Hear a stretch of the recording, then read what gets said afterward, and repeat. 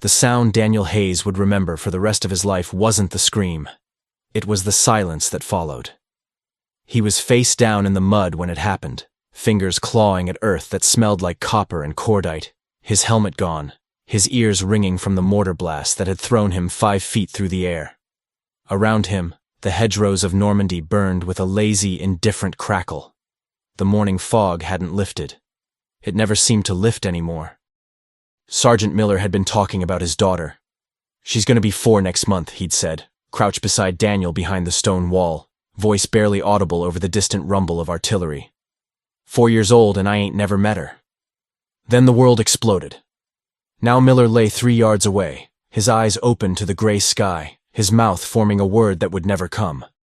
The silence pressed down like a physical weight, no breath, no movement, just the awful stillness of a body that had been a man seconds before. Daniel's hands wouldn't stop shaking. "Get up!" Something screamed inside his skull. "Get up! Get up! Get up!" But his legs wouldn't move. His lungs wouldn't fill. Everything had narrowed to this: the mud beneath his cheek, the acrid smoke burning his throat, the sound of his own heartbeat thundering in his ears like drums of war. Then came the crack of rifle fire. The Mauser's report was distinct, sharp, a sound every American infantryman learned to recognize within their first week in combat. The bullet snapped past Daniel's head close enough that he felt the displacement of air against his scalp. Training took over where conscious thought had failed. He rolled left, grabbed his M1 Garand from where it had fallen, and scrambled toward the cover of a half-destroyed farm cart. More shots, splintering wood. The whine of ricochets. Daniel's vision tunneled. His breath came in ragged gasps. Somewhere beyond the smoke and fog, German voices shouted commands he couldn't understand, but whose meaning was crystal clear. They knew where he was, and they were coming. He'd been in France for 8 days. 8 days since the landing craft doors had dropped and he'd waded through surf turned pink with blood. 8 days since he'd seen men he'd trained with for months cut down before they reached the beach. 8 days of hedgerows and hidden machine gun nests, and the constant gnawing fear that lived in his gut like a parasite. 8 days, and he still didn't know how to stop his hands from shaking. The M1 Garand felt impossibly heavy as he pressed his back against the cart. His grandfather's words echoed in his memory. Gruff, smoke-roughened voice from a Nebraska farm that seemed like it belonged to another universe now. "A rifle's just a tool, Danny. Ain't nothing magic about it. What matters is the man holding it." But his grandfather had never held this rifle. Had never crouched in French mud while men who wanted him dead closed in from 3 sides. Had never felt the weight of knowing that the next 60 seconds would determine whether he lived or died. Daniel's thumb found the safety. Click. The sound was absurdly loud in his own ears. Movement, 30 yards out. A shadow resolving through the fog into the Feldgrau uniform of a Wehrmacht soldier, Kar 98K rifle at the ready. Then another. Then 3 more, advancing in a loose skirmish line with the mechanical precision of men who'd been doing this since Poland, since France fell in 1940, since before Daniel Hayes had even graduated high school. His instructors at Camp Shelby had called the M1 Garand the greatest battle implement ever devised. General Patton's words, repeated until they'd become gospel. 8 rounds of .30-06 ammunition loaded via an en-bloc clip, semi-automatic fire. No need to work a bolt action between shots like the German Kar 98K or the British Lee Enfield. But Daniel had never truly understood what that meant until this moment. The first German soldier raised his rifle. Daniel squeezed the trigger. The M1 barked once, a deep, authoritative crack that punched through the fog. The German spun and dropped. Daniel didn't think, didn't hesitate, just shifted his aim and fired again, and again. The rifle's recoil was familiar now, absorbed into his shoulder with each shot, the weapon bucking against him like something alive. Crack, crack, crack. 3 shots, 3 seconds, 3 targets. The Germans scattered, diving for cover, their return fire wild and high. Daniel heard the Mauser's distinctive reports. Crack, pause, that fraction of a second delay while they worked their bolt actions, chambering fresh rounds. But the M1 didn't pause. Crack, crack. 2 more shots. One German clutched his leg and went down. Another disappeared into the hedgerow, shouting warnings to his squad. Daniel's hands had stopped shaking. His heart still hammered against his ribs. His mouth still tasted like copper and fear. But his hands were steady on the rifle. The weapon felt different now, not just a tool, but an extension of his own will. Every trigger pull was instantaneous. No bolt to work, no pause, just smooth, mechanical precision that turned intention into action faster than thought. The 8th round left the chamber with the same authoritative crack as the first 7. Then came the sound that would haunt German soldiers for the rest of the war. Ping. The N-block clip ejected from the top of the M1's receiver, the distinctive metallic ring echoing across the battlefield. Empty. Most soldiers hated that sound. It advertised to the enemy that you were reloading, vulnerable for the 3 or 4 seconds it took to slam a fresh clip home. But Daniel had learned something during his 8 days in hell. The Germans heard that ping and thought, "He's empty." They broke cover, rushing forward while he was defenseless. What they didn't know, what they couldn't know, because no German rifle worked this way, was that Daniel had already grabbed a fresh clip from his ammunition belt. His thumb found the release catch with muscle memory born from hundreds of hours of drill. The empty clip had barely hit the ground before the new one was seated. Slam. 8 fresh rounds, ready to fire. The Germans were exposed, halfway across the open ground, Kar 98Ks still at their shoulders, when Daniel rose from behind the cart.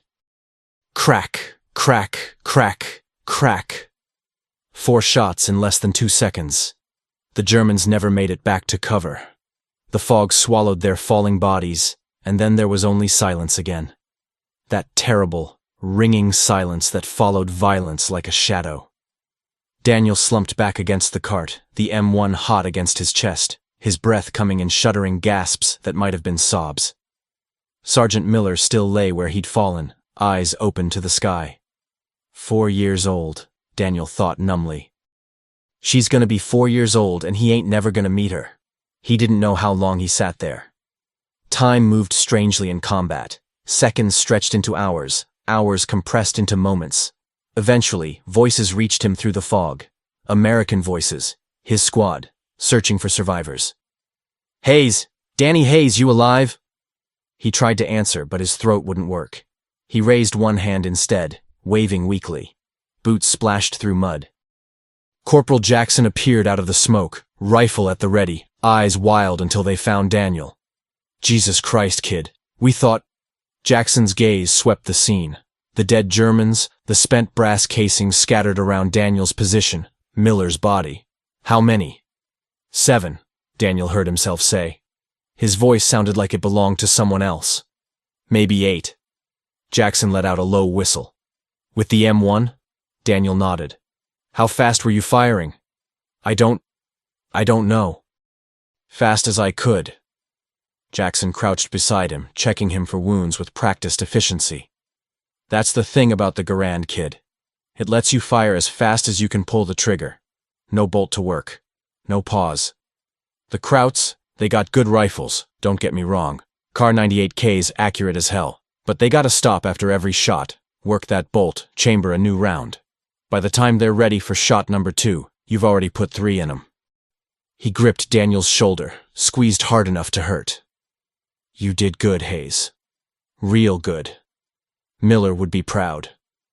But Daniel couldn't stop staring at the sergeant's body, at those open eyes, at the word that had died on his lips. Daughter, he thought. He was talking about his daughter.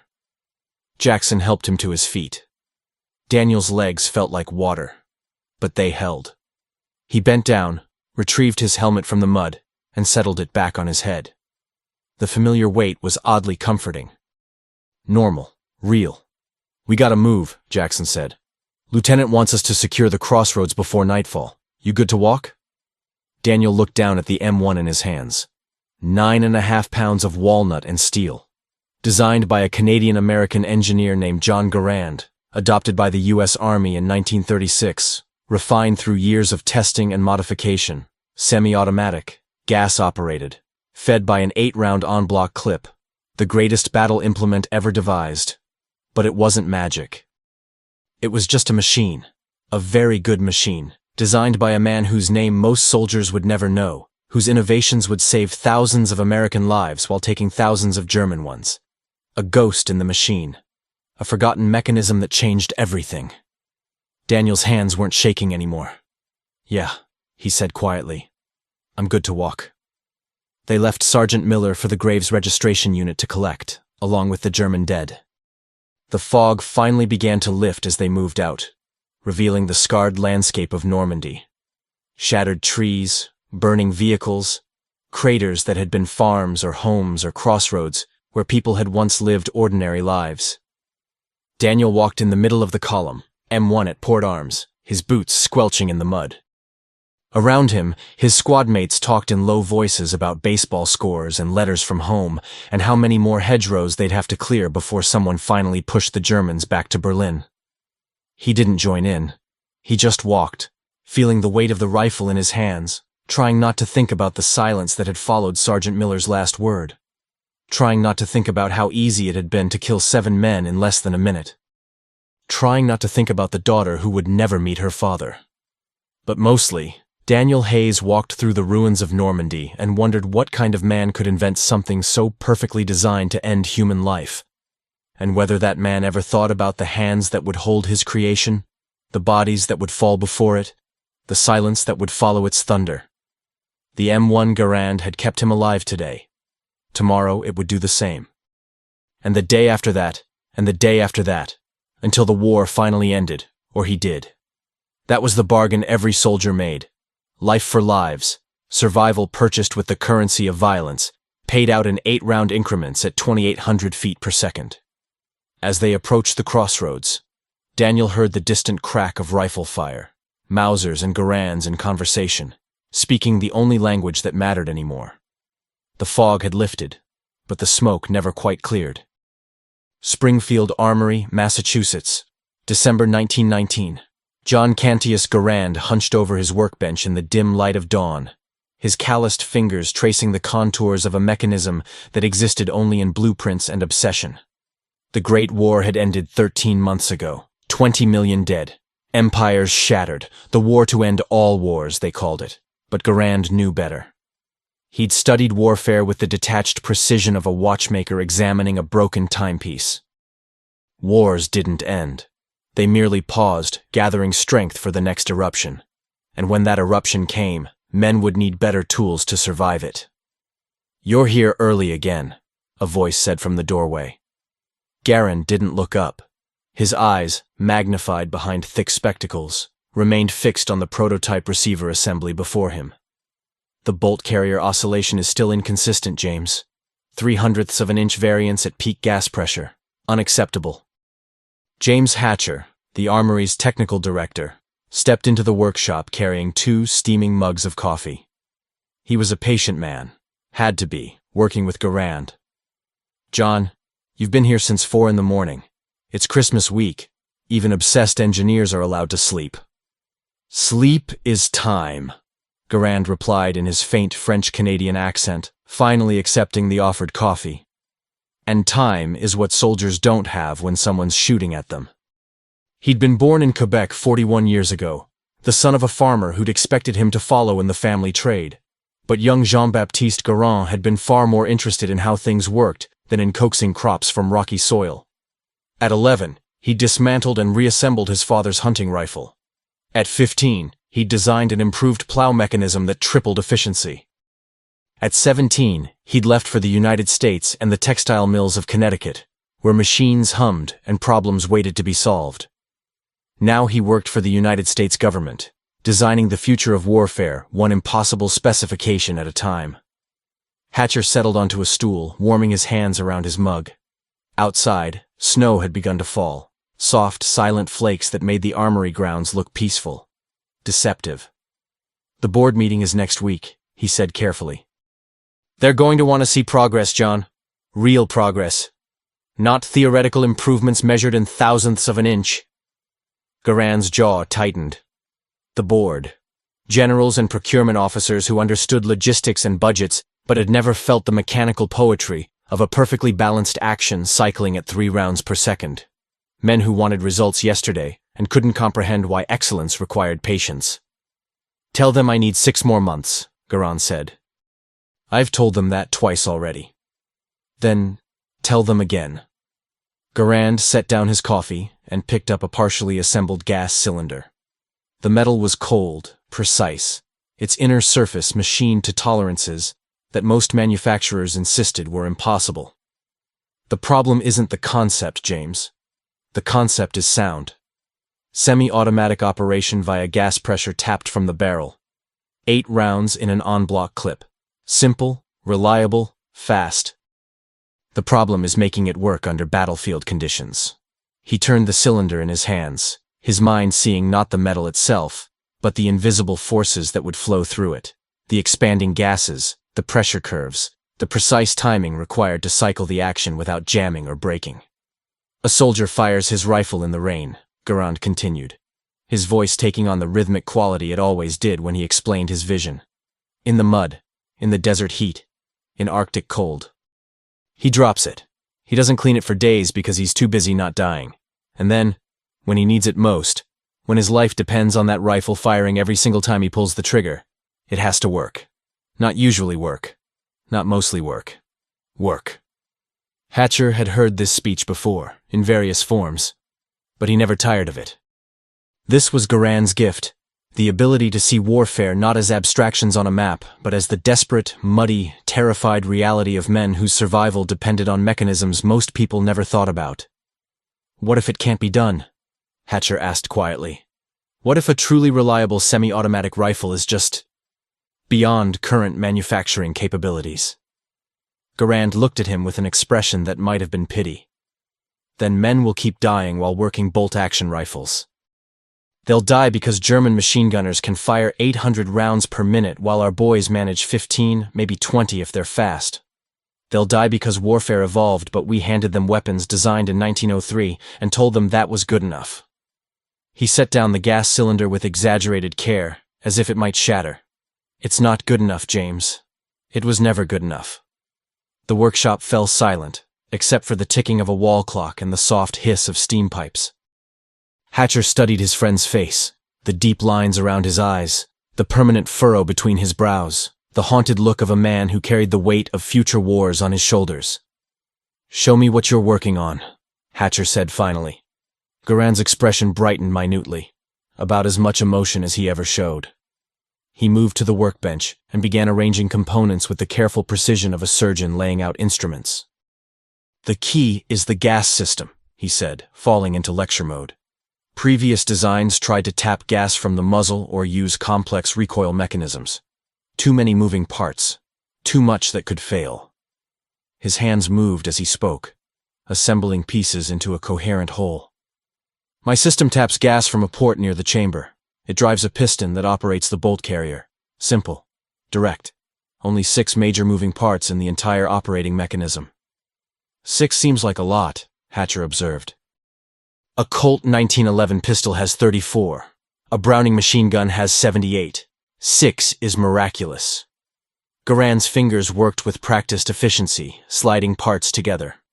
And the clip system, 8 rounds loaded as a unit. A trained soldier can reload in 3 seconds. Compare that to loading 5 individual cartridges into a Springfield 1903. He completed the assembly and held it up. A skeletal prototype, raw and unfinished, but somehow beautiful in its mechanical logic. This is what soldiers need, James. A rifle that fires as fast as they can pull the trigger. That reloads in 3 seconds. That weighs less than 10 pounds. That works in conditions that would make a Swiss watchmaker weep. Hatcher reached out, and Garand handed him the prototype. The technical director hefted it, his experienced hands evaluating weight distribution and balance. It feels good, he admitted. Natural. That's thousands of hours of iteration, Garand said quietly. Every curve, every angle, optimized for human ergonomics. The stock length for average shoulder width.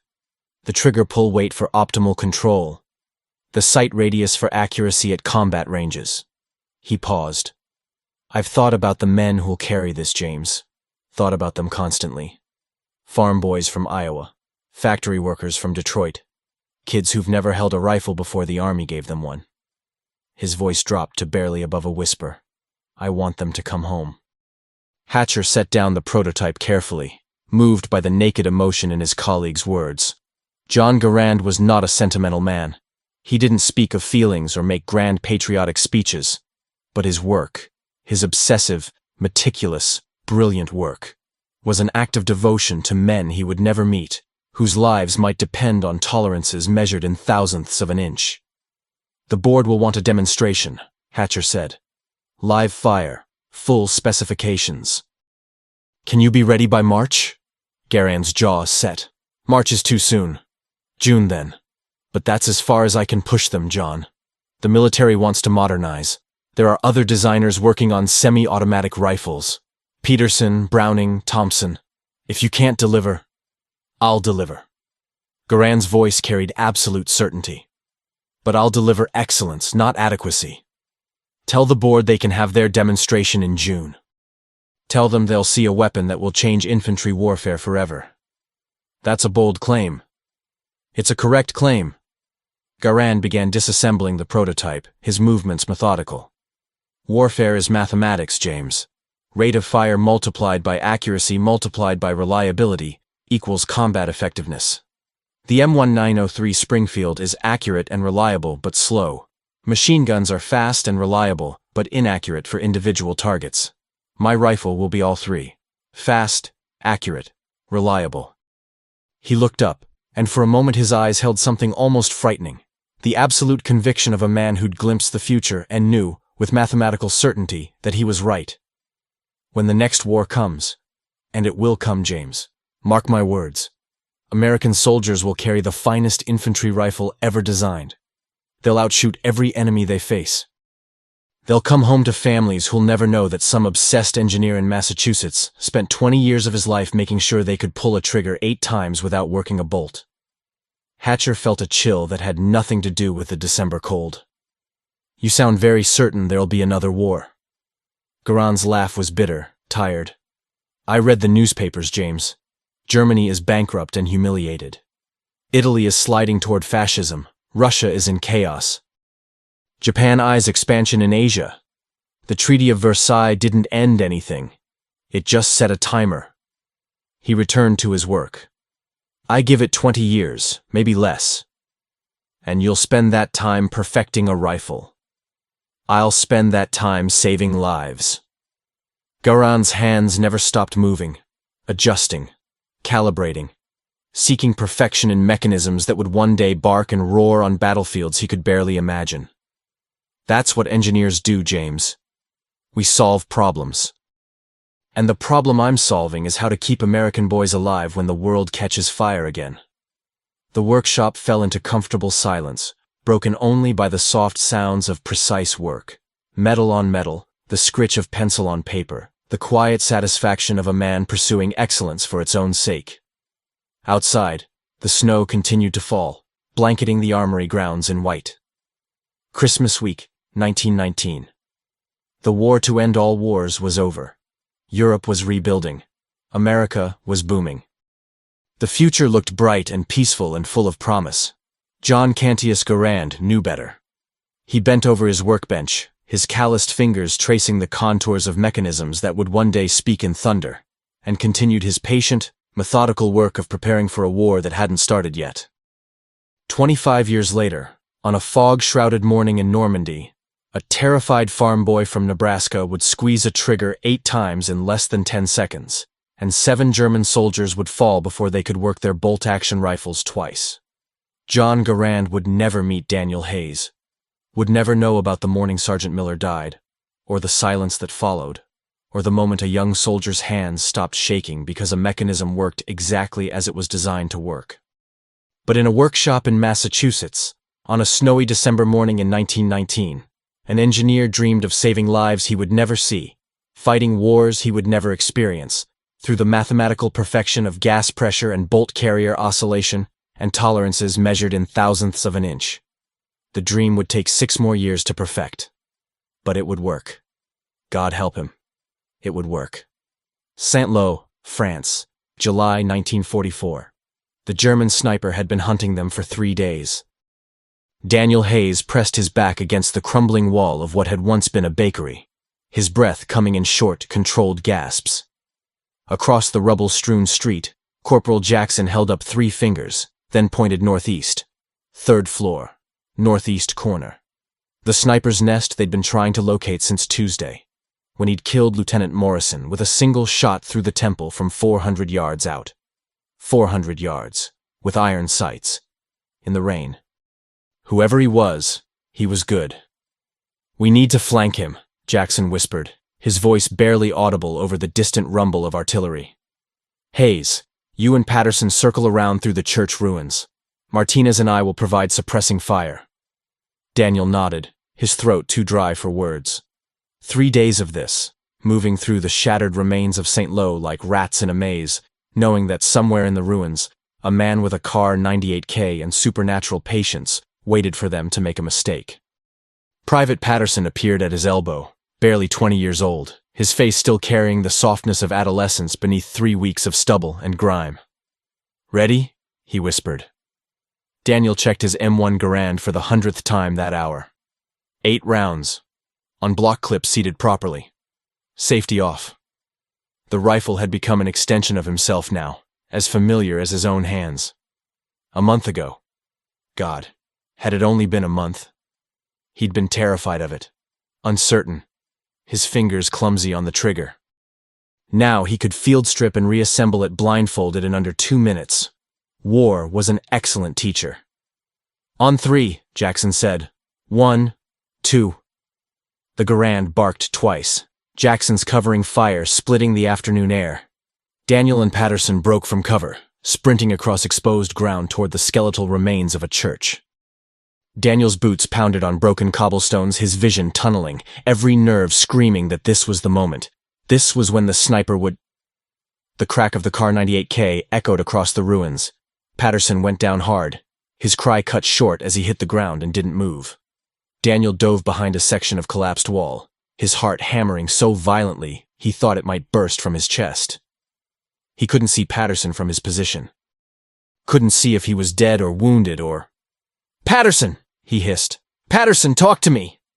A groan. Weak, but present. "My leg. Christ, Danny, my leg." He was alive. Wounded, but alive. 15 feet of open ground between them. 15 feet that might as well have been 15 miles, because the sniper was watching, waiting, his rifle trained on that exact stretch of cobblestones. Daniel's mind raced. The German had fired once, which meant he was working his bolt, chambering a fresh round. 3 seconds, maybe 4 if he was cautious. The Car 98K was a magnificent rifle, accurate and powerful, but it was bolt action. Every shot required the same ritual. Lift the bolt handle, pull back, push forward, lock down. Precise, methodical, slow. The M1 Garand required none of that. Daniel rose from cover and fired, not at the sniper. He couldn't see him, but at the window where muzzle flash had briefly appeared. 1 shot, 2, 3, 4. The semi-automatic action cycled smoothly, each pull of the trigger producing an immediate response. No pause. No bolt to work. Just mechanical perfection translating intention into thunder. He dropped back into cover, yanked Patterson behind the wall by his webbing, and kept firing blind. 5, 6, 7, 8. Ping. The en-bloc clip ejected. Daniel had a fresh one seated before the empty hit the ground. 8 more rounds, ready to fire. From across the street, Jackson and Martinez opened up, their Garands adding their voices to the symphony of semi-automatic fury. 24 rounds in less than 10 seconds, all directed at a single 3rd-floor window. They weren't trying to hit the sniper. They were trying to make him keep his head down, to break his concentration, to give him something to think about besides the wounded American in the street. It worked. Daniel grabbed Patterson under the arms and dragged him into the deeper cover of the church ruins. The private was pale, his trouser leg dark with blood, but his eyes were focused. "You're gonna be okay," Daniel said, his hands already working to apply a tourniquet. "You hear me? You're gonna be fine." "That was insane," Patterson gasped. You just ran out there and..." "Shut up and hold still." Daniel tightened the tourniquet, watching Patterson's face for signs of shock. The wound was bad but not arterial. He'd live. Probably. If they could get him back to the aid station before infection set in. More rifle fire from across the street. Jackson's voice shouting, "Hayes, we got him pinned, but we can't hold forever. That bastard's got to have 100 rounds up there." Daniel looked up at the shattered church tower above them. Narrow spiral stairs, partially collapsed, leading to a vantage point that would put them level with the sniper's nest. Dangerous, possibly suicidal, also their best chance.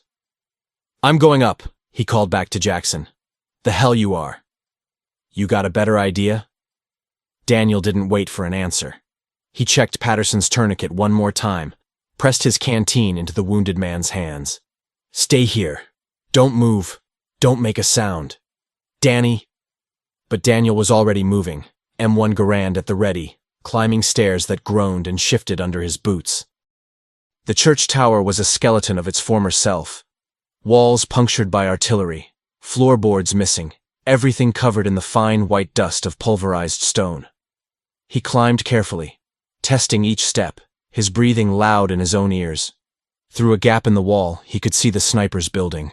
3rd floor, northeast corner, maybe 80 yards now, close enough to see the shadow of movement behind shattered glass. Daniel knelt, braced the M1 against a section of intact wall, and waited. His instructors at Camp Shelby had taught him about the Kar 98K.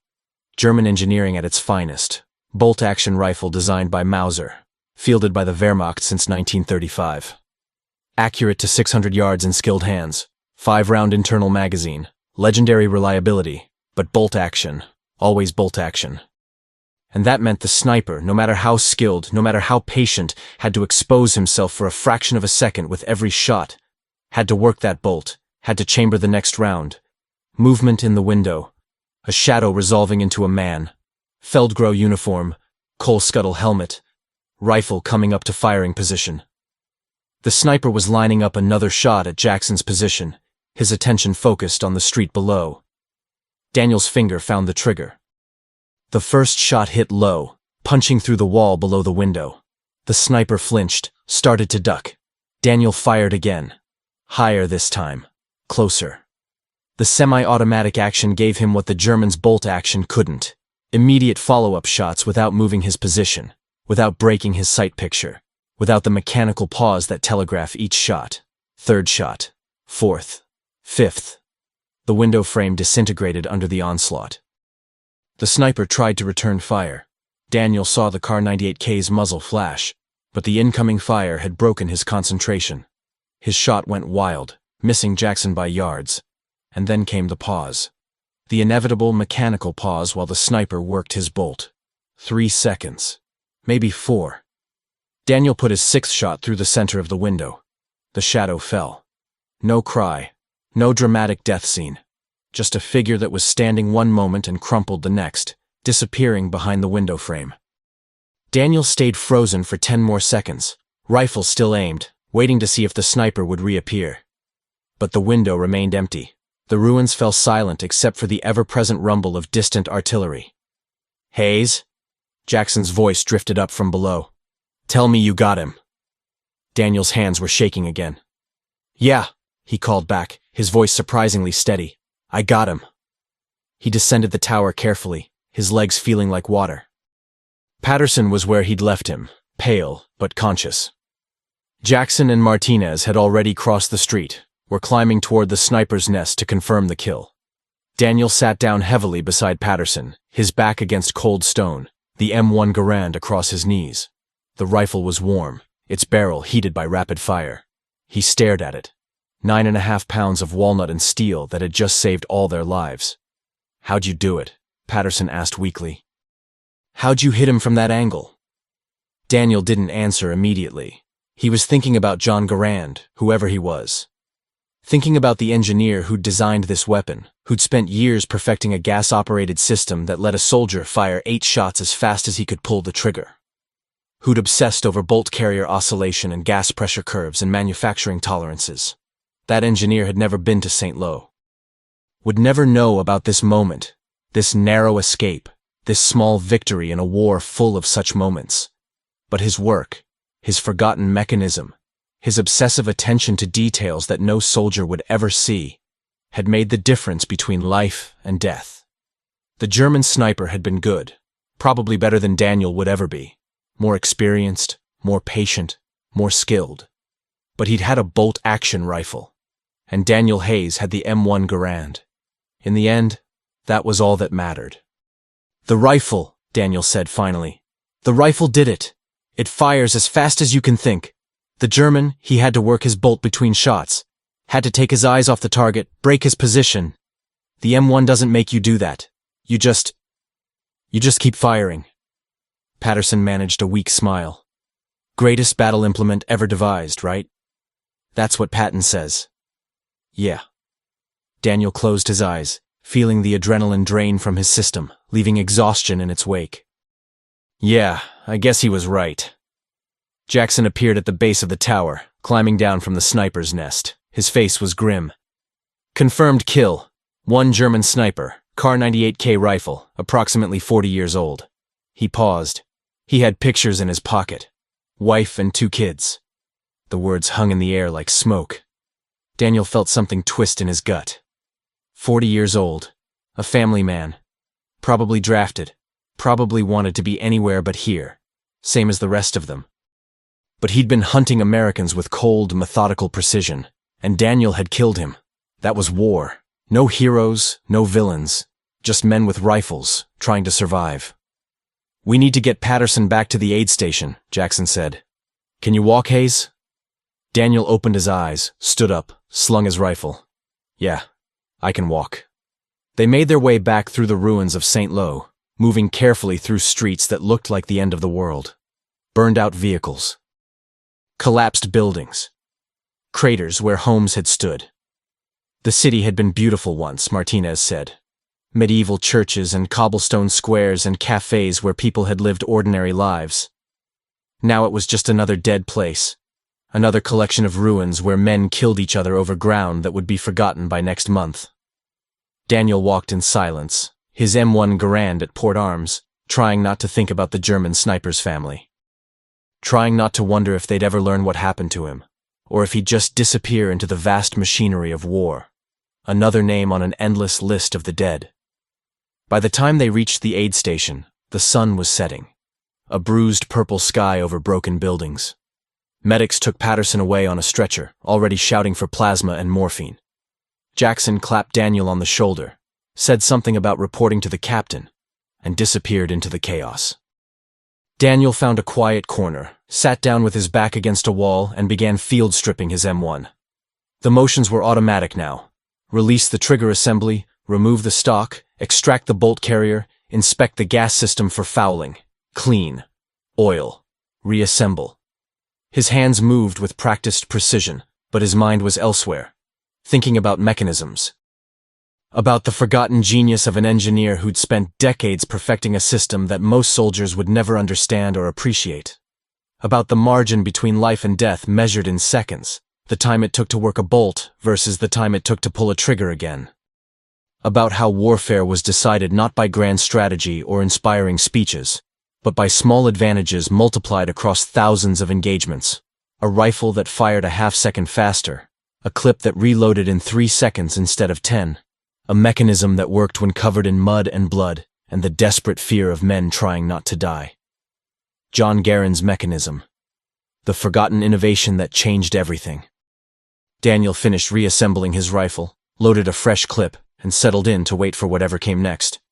Tomorrow they'd push deeper into St. Lo. More ruins. More Germans with Kar 98Ks who had to pause between shots.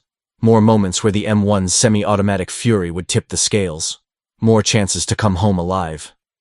He closed his eyes and tried not to think about German snipers with families. Tried not to think about Sergeant Miller's daughter, turning 4 without ever meeting her father. Tried not to think about anything except the weight of the rifle across his knees and the simple, brutal mathematics of survival. The M1 Garand had saved his life today. Tomorrow, it would do the same. That was enough. It had to be enough. Hürtgen Forest, Germany, November 1944. Winter came early to the Hürtgen Forest, and it came with teeth.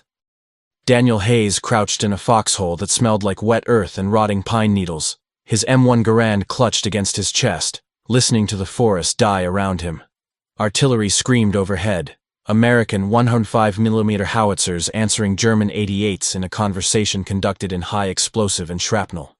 Trees that had stood for 100 years splintered and fell, their trunks torn apart by forces that made mockery of wood and bark and time. 5 months. He'd been in Europe for 5 months now, and the war had ground on with the relentless inevitability of a machine that couldn't be stopped, only survived. "Contact front!" someone shouted. Sergeant Williams, who'd replaced Sergeant Miller after Normandy, who'd replaced the sergeant before him, whose name Daniel couldn't even remember anymore. Shapes moved through the trees, gray uniforms resolving out of morning mist and gun smoke. Wehrmacht infantry, advancing in squad formations with the mechanical precision of men who'd been doing this since the Eastern Front, since North Africa, since before most of Daniel's company had even enlisted. His hands found the rifle without conscious thought. Safety off, sight picture acquired, breathe, squeeze. The M1 barked, a German soldier fell, his Kar 98K clattering against stones. Daniel shifted aim, fired again, another target, another shot. The semi-automatic action cycled smoothly despite the cold, despite the mud caked in every crevice, despite 5 months of combat that would have rendered lesser weapons useless. Around him, the rest of his squad opened fire. The distinctive crack of M1 Garands filled the forest. 8 shots, reload, 8 more shots, a continuous thunder that drove the German advance to ground. Return fire came sporadically, the slower cadence of bolt-action rifles struggling to match the American firepower. But there were so many of them. "Fall back!" Williams screamed. "Fall back to the secondary line!" Daniel grabbed his rifle and ran, boots slipping on wet leaves, branches whipping at his face. Behind him, German voices shouted commands, and the forest erupted with renewed gunfire. Something hot buzzed past his ear. Too close, always too close. He dove behind a fallen tree trunk, rolled, came up firing. Crack, crack, crack, 3 shots, 2 hits. The Germans scattered, seeking cover in the dense undergrowth.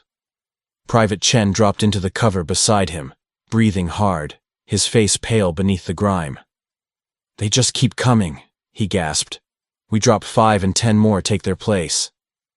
Daniel didn't answer. He was watching the tree line, counting shadows, calculating angles. His mind had learned to do this automatically now. Tactical geometry performed in fractions of seconds, measuring the distance between life and death in yards and sight pictures. The M1 Garand had 4 rounds left in the clip. He had 3 more clips on his belt, 32 rounds total. Against how many Germans? 20? 30? More? The mathematics of survival were getting complicated. Movement. Daniel fired twice, conserving ammunition now. The Germans were flanking, moving through the forest with practiced efficiency. This wasn't like Normandy, where they'd been dug into defensive positions. This was the Hurtgen, their forest, their territory, their advantage. And winter was coming. "Hayes!" Williams appeared through the smoke, his face streaked with blood from a scalp wound he probably didn't even know he had. "We need to hold this position until the rest of the company pulls back. Can you do that?" It wasn't really a question. "Yes, Sergeant." Williams gripped his shoulder, squeezed once, and disappeared back into the chaos. Daniel settled into position, M1 at the ready, and waited for the next wave. It came fast. German infantry burst from the tree line, firing as they advanced, a coordinated assault meant to overwhelm through sheer aggression. Daniel's world narrowed to trigger pulls and targets, the mechanical rhythm of semi-automatic fire that had saved his life so many times before. Crack, crack, ping, empty.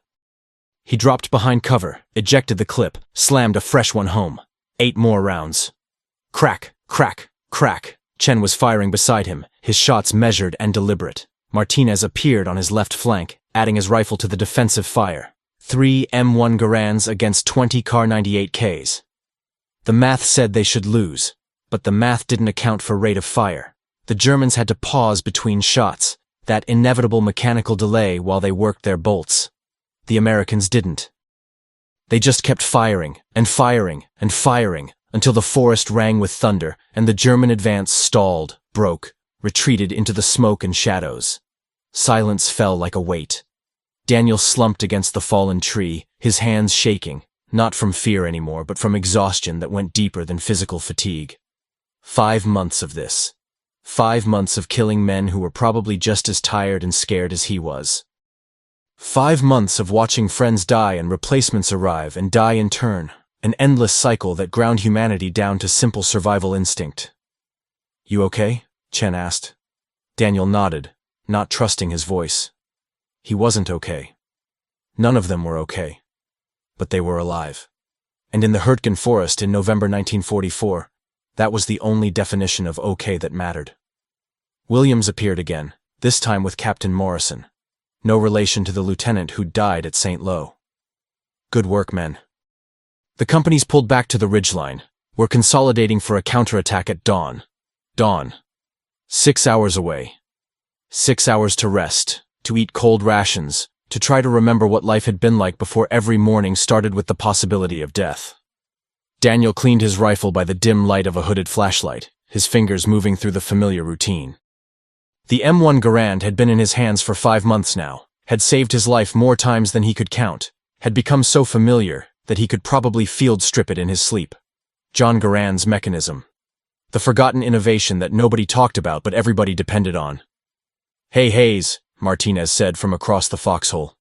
"You ever wonder about the guy who invented this thing?" Daniel looked up, surprised. "The M1? Yeah. Like some engineer somewhere designed this rifle that's keeping us alive and we don't even know his name. That's weird, right?" It was weird. Daniel had thought about it before, usually in the quiet moments between combat when his mind wandered to strange places. Somewhere in America, there was a man, or had been a man, who'd spent years perfecting the mechanism that now spoke in thunder across European battlefields. Who'd obsessed over gas pressure and bolt carriers and clip systems while sitting in some peaceful workshop, never knowing the faces of the men who'd carry his creation into hell. "Garand," Chen said suddenly. "John Garand. I read about him in a Stars and Stripes article. Canadian guy who worked for Springfield Armory. Spent like 20 years developing this rifle." 20 years? Martinez whistled low. "That's dedication. That's obsession," Daniel said quietly. "You'd have to be obsessed to spend 20 years perfecting something like this." He thought about that engineer, John Garand, sitting in his workshop while the world slid toward war, calculating tolerances, testing gas systems, redesigning bolt carriers over and over until they worked perfectly. Not for glory, not for recognition, but because somewhere in the future, men he'd never meet would depend on those calculations being correct. What kind of man did that? What drove someone to dedicate 2 decades of their life to a mechanism most people would never understand or appreciate? "He probably saved our lives today," Chen said. "That engineer. The Germans had us outnumbered, but we had the better rifle. That made all the difference. It wasn't quite that simple. Tactics mattered, terrain mattered, luck mattered. But Chen wasn't wrong. The M1 Garand's semi-automatic capability gave them an edge that translated into survival. 7 or 8 seconds to empty a clip versus 20 or 30 seconds to fire the same number of rounds from a bolt-action rifle. Those extra seconds, multiplied across thousands of engagements, saved American lives. John Garand had saved American lives. And nobody knew his name. Daniel finished cleaning his rifle and settled back against the foxhole wall, pulling his coat tighter against the November cold. Above him, through gaps in the forest canopy, he could see stars. Cold, distant, indifferent to the violence being conducted beneath them. He thought about Sergeant Miller, dead in Normandy. About the German sniper in St. Lo, with pictures of his family in his pocket. About all the men he'd killed in 5 months of combat. Faces he'd seen through his sights for fractions of seconds before they fell. About Private Patterson, who'd lost his leg, but survived. About Lieutenant Morrison, who hadn't. About the weight of carrying a weapon that killed so efficiently, so reliably, so perfectly. The M1 Garand wasn't magic. It was just a machine, gas-operated, semi-automatic, fed by an 8-round en-bloc clip. But in the hands of tired, scared men trying to survive, it became something more. It became the difference between coming home and dying in a forest whose name they couldn't pronounce. "You think he knows?"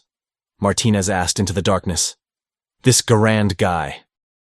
You think he knows what his rifle's doing over here?" Daniel considered that. Did John Garand sit in some workshop in Massachusetts, reading casualty reports and wondering how many of those names had been saved by his mechanism? Did he feel pride, or horror, or some complicated mixture of both? "I hope he does," Daniel said finally. "I hope he knows that every time we squeeze this trigger, every time we fire 8 rounds in the time it takes a German to fire 3, we're using his genius. His obsession. His 20 years of work." He paused. "I hope he knows we're grateful." The forest fell silent, except for the distant rumble of artillery and the soft rustle of wind through broken trees. Somewhere out there, German soldiers huddled in their own foxholes, cleaning their own rifles, thinking their own thoughts about survival and home and the engineers who'd designed the weapons they carried.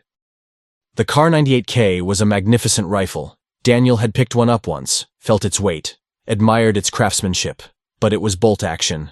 And in modern warfare, that fraction of a second between shots was the difference between everything and nothing. John Garand had understood that, had obsessed over it, had spent 2 decades making sure that when American soldiers went to war, they'd have every possible advantage. Daniel closed his eyes, the M1 Garand cradled against his chest like something precious, and tried to imagine the man who'd made this moment possible. An engineer, a forgotten genius. A man whose name would never be in history books, but whose mechanism would echo across battlefields for years to come. "Thank you," Daniel whispered to the darkness, to the cold November air, to an engineer he'd never meet. "Thank you for caring enough to make it perfect." The rifle didn't answer. It never did. It just lay in his hands, cold and heavy and ready, waiting for dawn and whatever came after. Above the Hurtgen forest, stars wheeled through their ancient patterns, marking time in ways that had nothing to do with war or rifles or the small, desperate struggles of men trying not to die. But in a foxhole carved from German soil, Daniel Hayes held John Garand's masterpiece and knew, with the certainty that only comes from surviving what should have killed you, that somewhere in the invisible architecture of gas pressure and bolt carriers and semi-automatic fury, an engineer's obsession had become a soldier's salvation. The M1 Garand would fire 8 more times tomorrow, and Daniel Hayes would live to see another day. Because 20 years ago, a man he'd never meet had decided that good enough wasn't good enough. That was worth remembering. That was worth everything. The end.